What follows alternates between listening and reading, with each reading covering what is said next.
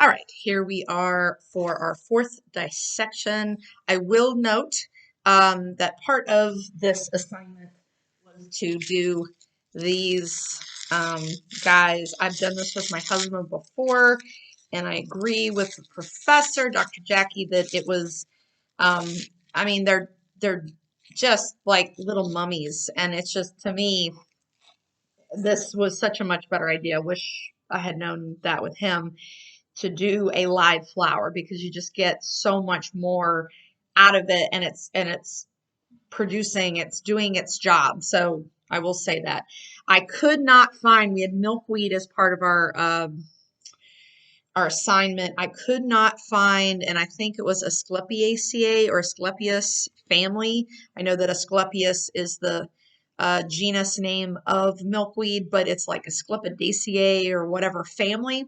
I have a succulent that just started flowering, and that is a subfamily of this larger family, but it's literally the only one, and I did not want to pull it off. So that's why I picked the flowers that were around my yard. And I did look up their genus and species, their botanical name, as well as the family they belong to, because that can tell you a lot about what pollinators and their function and all that stuff. So anyway, with all that being said, I have pineapple sage. Okay, I planted this last fall. It's done really well in my raised bed garden. Um, I just love this stuff. The butterflies and the hummingbirds just go gaga for this.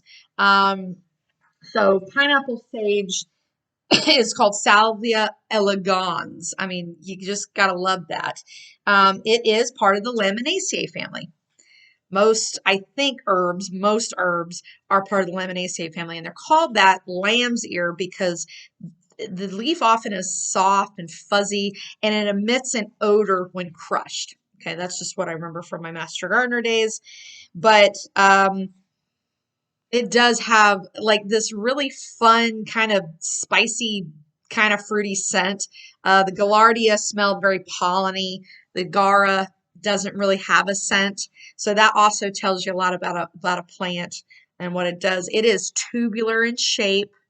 And when you say petal, it's really just one giant petal. Okay.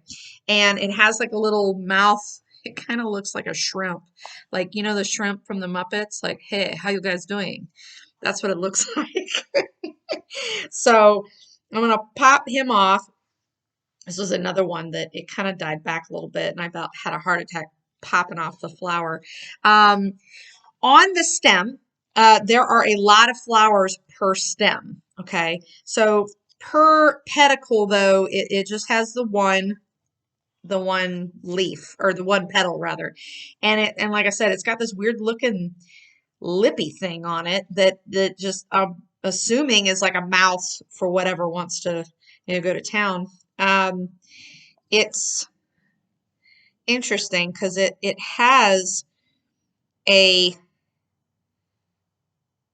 and I broke him. Trying to be really careful with this one. It has a pistil and it is fairly long. I'm trying to see if these other ones have it so that I can, and it almost has like this weird snake forked tongue. I don't know if you could even see that. It looks like a little forked tongue. So I'm gonna just try to split this very gently. Okay, that worked. To try to get the length of it. It goes down pretty much to the end. The pistil, the stamen don't quite go down that far. So this one is, let's see, what do we got here? Let me measure it on here. It is longer than an inch. It is an inch and a half long. That's pretty long in comparison to the other ones, but again, that tubular shape makes a lot of sense. So that means the style, there's a lot of ways to go to get the pollen down to the base. Um, but then the pollinators that are designed for it may, help with that then. Two little lone stamens, and you can see their little kind of brown little hat sticky part.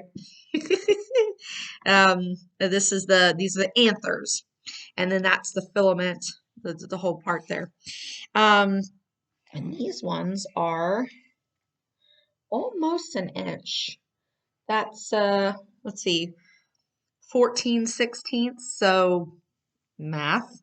Uh, was that 7/8? Yeah, I think I'll have to go back and do that one. I'm on live, so I'm clearly spastic. Um, it's really, and it's just so fun, and it is a beautiful color. I can't wait. I didn't get this in time for my hummingbirds last year, so it wasn't producing really until after they left in October, and then all of a sudden we had a huge warm spell here, and it just went mad, and I'm like, where were you when I needed you? So anyway, last up will be the Thanksgiving cactus that I have. Oh, where's the pause button? Oh God.